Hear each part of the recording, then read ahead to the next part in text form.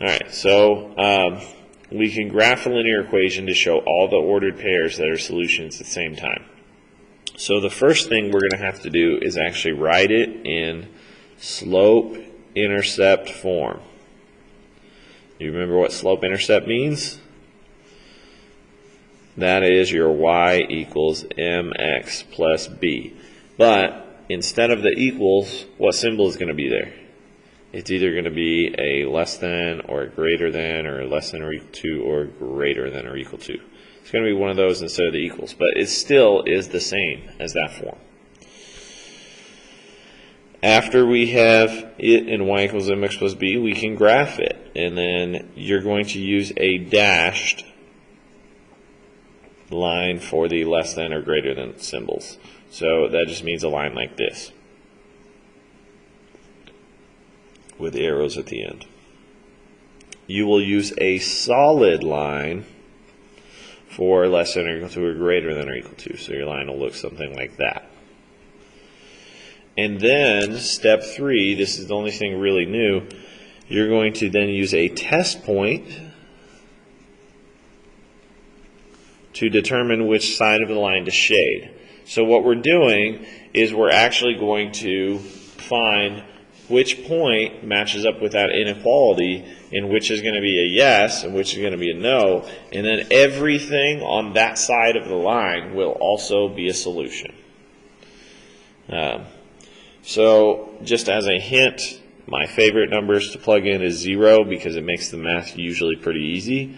So I'm going to put a little star here, and I'm going to write use 0, 0 when possible. Obviously, you won't be able to use 0, 0 if it's part of your line and your line doesn't. And you need something either to the left or to the right of it. Now, let's actually get some of these graphed.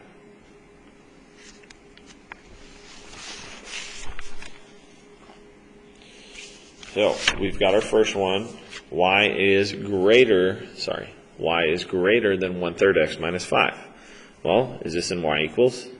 Yes. Obviously, this is not an equal sign. This is a less than sign. But we're going to graph it just the same. Find the intercept. Goes to -5. So go to -5 and put a dot. What is our slope? It's that 1/3. Remember, 1/3 means up 1 over 3. So from here, up 1 over 1, 2, 3. Up 1 over 1, 2, 3. 1, 1, 2, 3. And then I ran out of room, so I'm going to go backwards. Down 1, 1, 2, 3. Down 1, 1, 2, 3. Down 1, 1, 2, 3. Just like our normal graphic. Now, since it has a greater than symbol, you're going to put a dashed line. We put a dashed line just because with the greater than or less than symbols, anything on that line is not included. Now, let's pick a dot above or below. Since it doesn't go through 0, 0, what point can we use? We can obviously use 0, 0. So let's plug in 0, 0. So y greater than 1/3 x minus 5, and we're going to plug in 0, 0 for our test point. So 0 should be greater than 1/3 times 0 minus 5. Well, that's 0. 1/3 times 0 is 0. 0 is greater than, that's going to be 0 minus 5, which is -5. So is 0 greater than -5? Yes. So we're going to shade. Find 0, 0. It's on the top side. We're going to shade in the top side. If you want to use colors or something, you can use that. But that means any point that's above this line will work in the solution set. All right, let's try number 2 now. Y less than or equal to -2 minus 1. So first, it's already in y equals. We can graph it. Go to -1, put a point.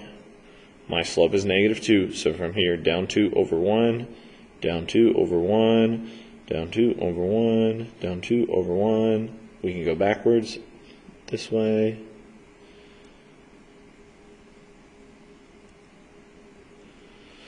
Now, this one has a less than or equal to, so this time we need a solid line. I'll go ahead and use my ruler to make it nice and straight.